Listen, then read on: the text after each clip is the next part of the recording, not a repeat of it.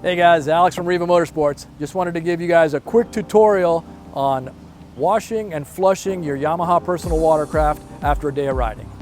So let's gather our supplies. First we need a freshwater hose, preferably with a shutoff, a manual shutoff that you can have nearby. A bucket with fresh water, a mild detergent, or a specifically designed boat cleaner that's not going to mar the finish. You've got your salt away, which is for flushing the salt out of the engine, along with the salt away dispenser, a soft sponge, some lubricants. This is going to use to prevent corrosion after you finish washing, and some kind of clean towel to dry the machine, as well as a siphoning pump that you can pull the water out from the hull or any areas that have gathered water. Now it's time to flush the engine.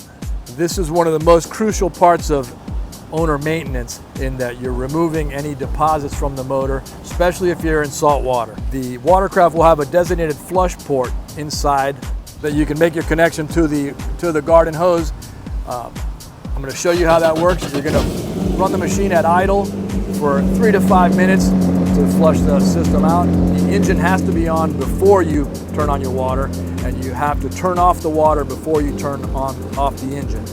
These machines don't have a water pump per se like a conventional boat. So once you make this connection, the water is going in. Now that you've flushed the inside of the motor, you want to go ahead and wash the rest of the machine, including the engine bay and the jet pump, as well as your trailer leaf springs, everything that was in contact with salt water.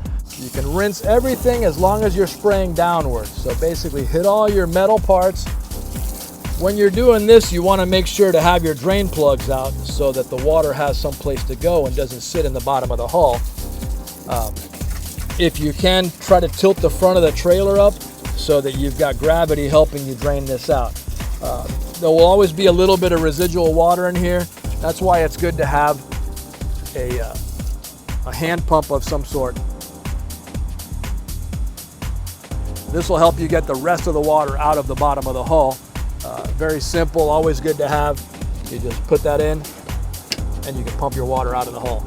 Now that you've washed the engine compartment and gotten the salt water out of it, you want to go ahead and dry everything off and apply a silicone-based lubricant to protect the motor with. Apply this sparingly everywhere, wherever you see metal, and it will protect the machine from salt water. Now that you've washed and flushed your unit, it's ready to be put away for storage. If it's going to be an extended period of storage time, you might want to look into getting yourself a battery tender to keep the battery up and adding some fuel stabilizer to the fuel system to keep that gasoline fresh. And as always, refer to your Yamaha owner's manual for any details that we didn't cover.